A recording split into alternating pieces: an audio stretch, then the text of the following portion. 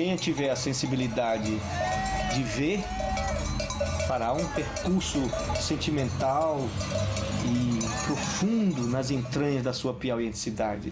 Vai descobrir que no Piauí, quem não é vaqueiro, o pai foi vaqueiro, o avô foi vaqueiro, o bisavô foi vaqueiro.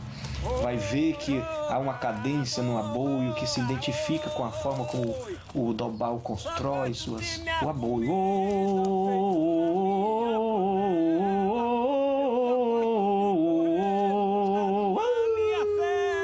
Aquele grito perdido nos tabuleiros piauienses. É uma poesia muito telúrica, muito ligada à terra do Piauí, à terra dele, e ao nosso Brasil, né? E ao mesmo tempo uma poesia lírica, conceitual, e tem uma coisa na poesia do Dobal que me agrada extremamente, que é uma coisa muito difícil de ter na poesia brasileira, que é o senso de humor. Eu sempre digo que há três vertentes fundamentais numa poesia.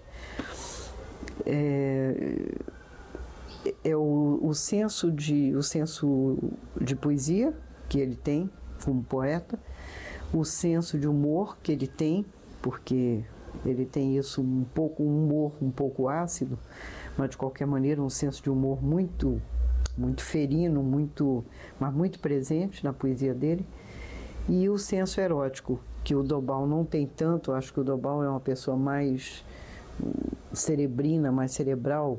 Em 78, eu já estava editando o Dobal e fiz esse livro, A Serra das Confusões, uma edição bem feita para a época, bem cuidada, ilustrada, e que mereceu alguns elogios de pessoas expressivas, como Milô Fernandes, Ziraldo e outros tantos. Ao contrário do que muita gente pensa, a Serra das Confusões não tem nada a ver com um acidente geográfico. Não. A Serra das Confusões é Teresina, é a província, é a aldeia, com os seus tipos, com essas figuras que enriquecem a cultura e o folclore do Piauí. Quer dizer, você recebe o grande escândalo, aí você vê aquilo, se comove e tem contato com todas as nuances miseráveis e luminosas do ser humano, como a inveja, o adultério, a traição, a corrupção, o orgulho, a prepotência, o medo, a covardia, e também vai ver todos os lados luminosos do ser humano, como a vagabundagem, a vagabundagem no sentido de não perseguir, de não ser escravo do tempo, de não ser escravo do dinheiro, o lirismo louco daquele bêbado que diz: nessa noite noturna de hoje, as saídas para as angústias do mundo. O cara diz: bom, Deus é grande, mas o mato é o maior. Que coisa bonita. As benzedeiras e tudo, o tratado. Eu vejo aí a construção de um mundo de um romancista, e de um romancista que não se esgota e que não precisou escrever 800 páginas.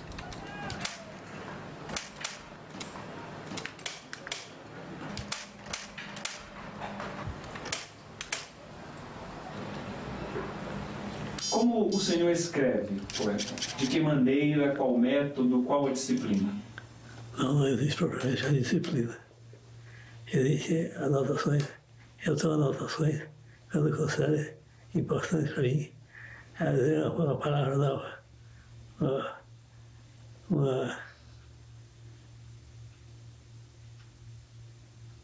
uma palavra nova, uma frase, um tempo novo, e vem e anota no caderno. E vai anotando. Na hora de fazer a poesia, eu lembro daquela palavra, encaixa aquela palavra na poesia. Eu, às vezes, escrevo um verso e fico.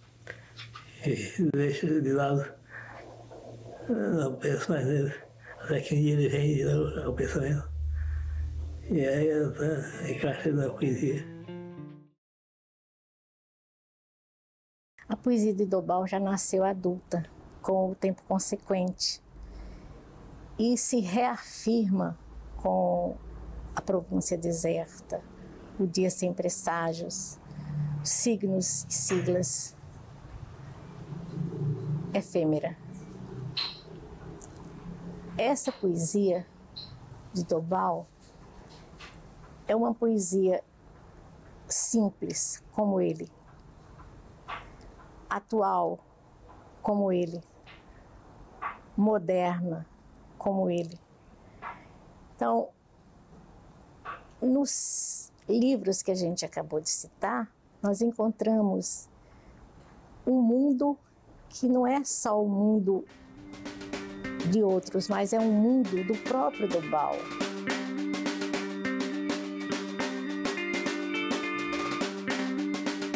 Um outro fato que me chama a atenção na obra de Dobal são as impressões de viagem que ele coloca na obra A Viagem Perfeita, né? Eu senti o deslumbramento de quem faz uma primeira viagem. E Dobal me faz reviver isso nesse passeio que conduz o leitor à Europa, nessa viagem imperfeita. E ali o autor produz um texto elaborado, todo, digamos assim, ele constrói o texto através de takes ou tomadas cinematográficas através das quais ele nos dá suas impressões de viagem com muito humor e muita sabedoria através de suas reflexões. Quando se refere a Londres ou Berlim, vocês vejam bem que coisa curiosa. Quando ele se refere a Londres ou Berlim em seus poemas, estas cidades europeias assumem o mesmo peso ou importância de Campo Maior e Jeromém.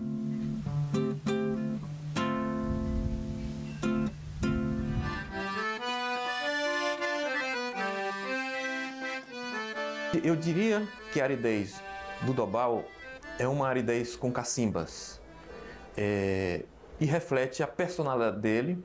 Acho que a aridez da poesia do Dobal, eu diria a umidade da sua poesia, ou a enxutez, se pode dizer assim, da poesia desse poeta, talvez seja o fato da sua ligação com a poesia inglesa, menos com a poesia francesa e com a poesia com os poetas portugueses.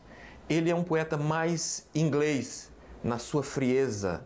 Como é que você escolhe esses temas? Escolho temas que me preocupam, me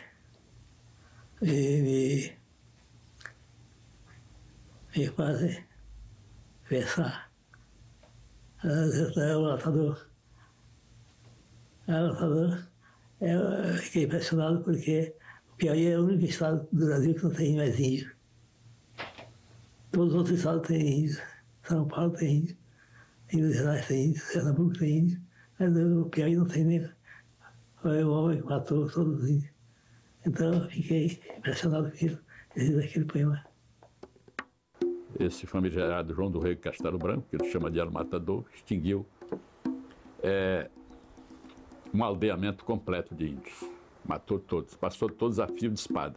Então, nesse poema El Matador, o poeta é um poema bonito, porque ele fixa a história a saga do João Rodrigues, do João do Rei Castelo Branco, em dois aspectos.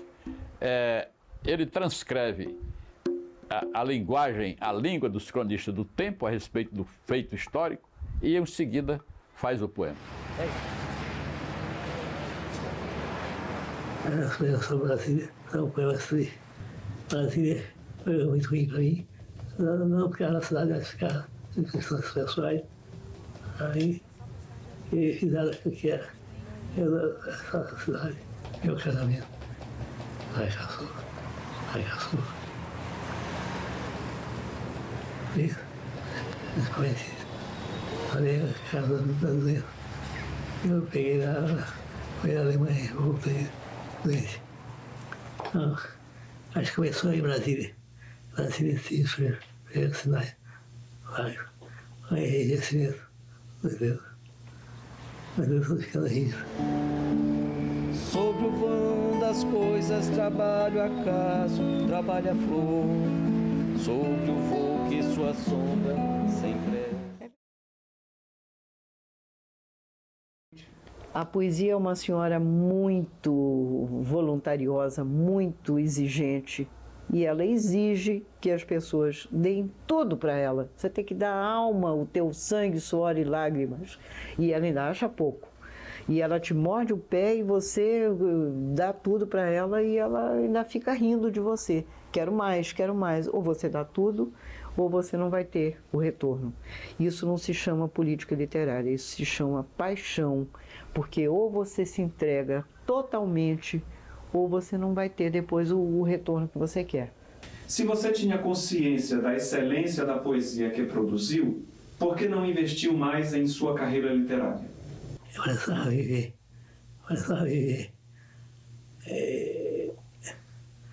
Então, essa poesia não dá caída a ninguém, né? Não dá dinheiro, não dá. Eu tinha de dedicar ao estado da fazenda, tirar a minha vida. Essa sina de que padecem os grandes poetas do Nordeste é uma espécie de destino comum. Essas regiões que ficam mais distantes do eixo Rio-São Paulo, que são Norte, Nordeste e Centro-Oeste, tem que conviver com essa sina do desconhecimento daquilo que fazem e que, em grande parte das vezes, é sempre muito bom. Mas o eixo Rio-São Paulo é um eixo poderoso e, mais do que poderoso, é um eixo discricionário. O que é produzido fora daqui cai no esquecimento. Isso não é um acontecimento de hoje. Isso sempre existiu. Tanto assim que quando você vai averiguar a origem de uma boa parte de bons poetas que vivem nessa região, você vai perceber que eles não são cariocas nem paulistas. Eles vieram dos estados.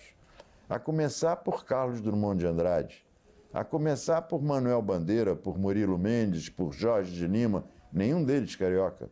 Eles se acariocaram, mas eles não são do Rio de Janeiro. E em gerações mais recentes pode-se ver a mesma coisa com Ferreira Goulart, com João Cabral de Melo Neto, que absolutamente nunca foram cariocas. O Brasil está muito difícil e eu acho que a gente deve aos nossos artistas, aos nossos escritores, o melhor Brasil que a gente tem para mostrar, que aliás é isso que fica, porque não é a política, não é isso nem aquilo, nem guerras, nem lutas, não é isso que fica de um país. O que fica de um país é a sua criação. Quando você pensa numa Itália, você pensa nos seus grandes criadores, nos seus Da Vincis e Petrarcas e Dantes e assim por diante. Quando você pensa no Brasil, você vai pensar nos seus Drummonds e Dobal e gente assim. Os criadores são esses que fazem uma nação. Uma nação é feita de criadores.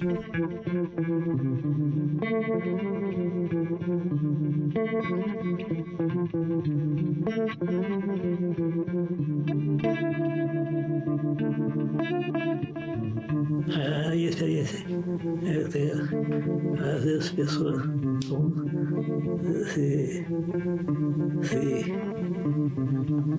se comovem com a minha poesia. Não é uma poesia experiente, né? Mas pode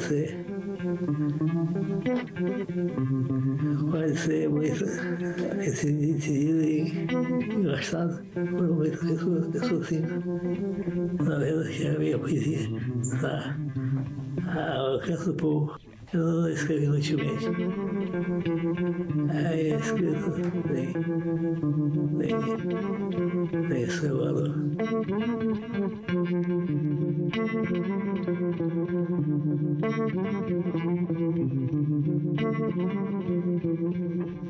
Fazenda. São 30 cabeças de gado cabrono. Criação miúda, sem qualquer ciência. Somente um chiqueiro, defesa noturna, que bem cedo aberto o dia lhes dá.